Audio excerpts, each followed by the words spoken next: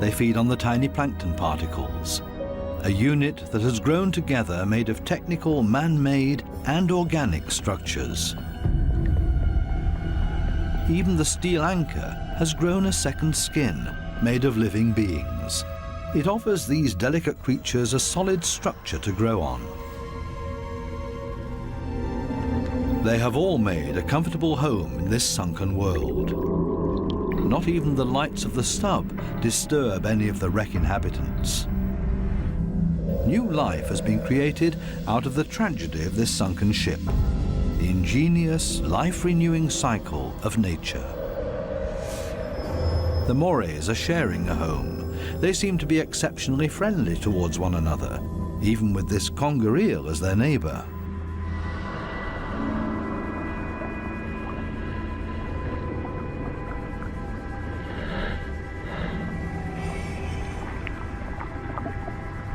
Even the octopus remains unharmed by the Morays.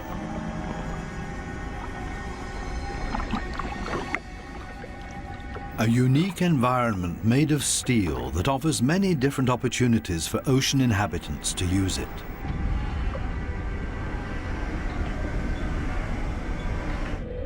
Even this fishing net offers a conger eel a place to hide.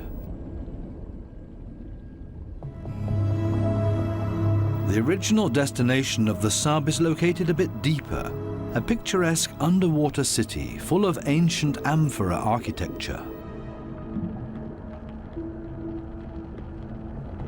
An antique merchant vessel sank here. Only the clay containers, once filled with Greek wine, are still visible. Now they offer homes and protection to many ocean inhabitants. Similar to the reef, hiding places are essential for staying alive down here. The amphorae have a very special shape. They taper towards the bottom, so they could be stored sitting upright in a layer of sand in the hull of the ship. The amphorae and their precious contents were safe during transport. Spiny lobsters welcome these types of caves. Conger eels also feel safe in this mess of amphorae and shards of clay, as if it was made for them and their slender, long bodies.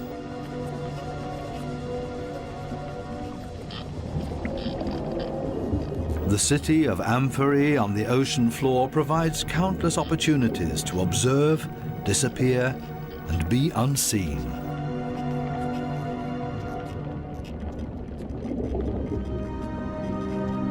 Maybe that's why this city seems to be very calm and orderly, even when the conger eel swims above everybody's abode. Nobody panics because they only have to withdraw slowly into their homes and are safe. The same goes for this forkbeard. The conger eel's only chance to make prey down here is to hide himself and ambush somebody. The sunfishes also don't have much luck feeding here, for the same reasons as the conger eel. On the other side of the globe, the Spencer Gulf in southern Australia. Every year, hundreds of giant cuttlefishes meet up to mate. The rocky seabed offers great holes and caves to hide the eggs.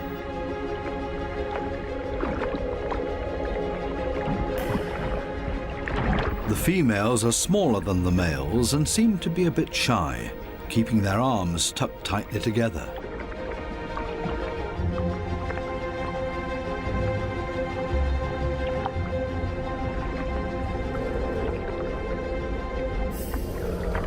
The males, on the other hand, present every bit of themselves openly to impress the females, but also other males that are potential rivals.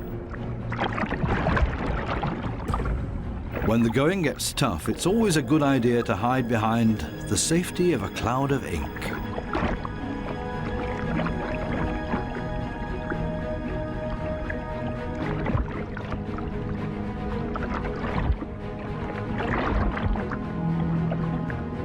Without much success.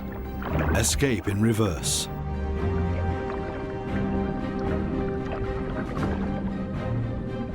Only the strongest of them have a chance with the females.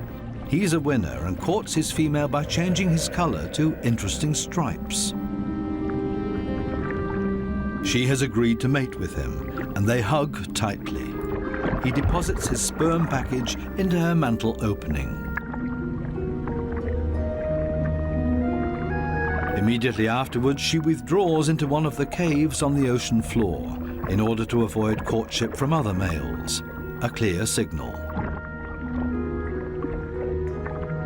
The male is protecting his female from other rivals.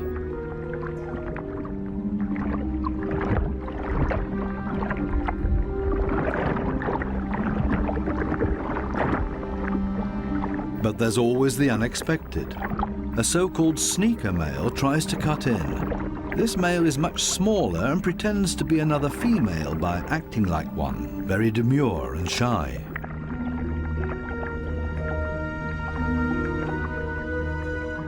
All seems to be fine in the den. He's busy chasing away other rivals from this new supposed female. Especially now that there are two females under his protection. It can't hurt.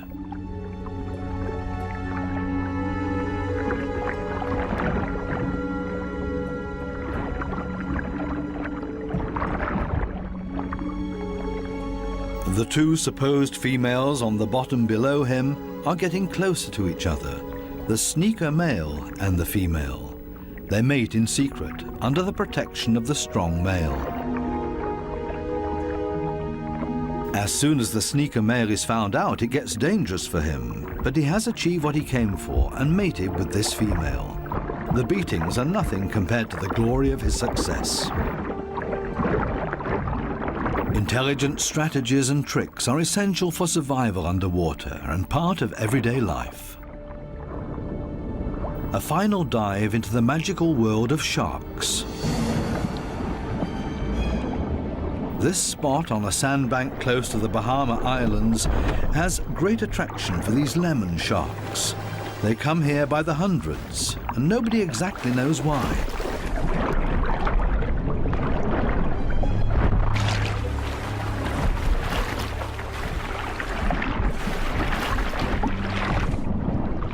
This sandy plateau in the middle of the open ocean is easy for scientists to get to.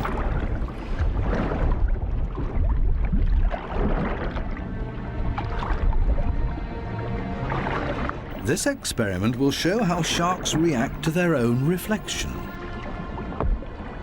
The metal mirror stands upright on the seabed. The animals that swim towards it will see their own reflection coming closer. How will these lemon sharks react? Now the researchers have to have strong nerves. Things stay surprisingly calm. The foreign object is almost ignored, as if it had been there forever. The sharks either swim past it or underneath it.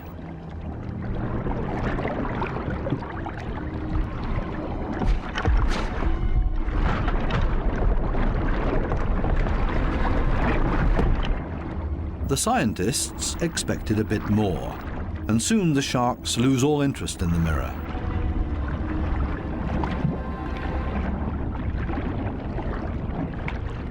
Some sharks even calmly drop to the seabed to rest.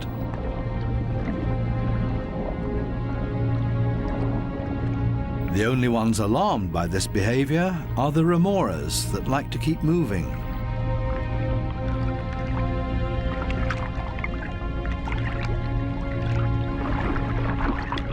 They let go of their shark and see if they can't hitch a ride with a more active individual. Shark hopping. This one isn't a good choice either, so they continue to yet another one.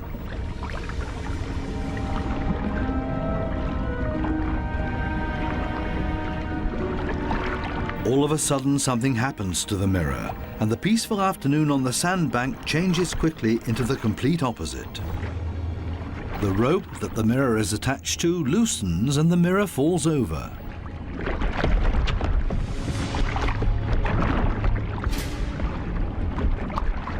Suddenly, and seemingly out of nowhere, several sharks rush to the mirror and show great interest in it.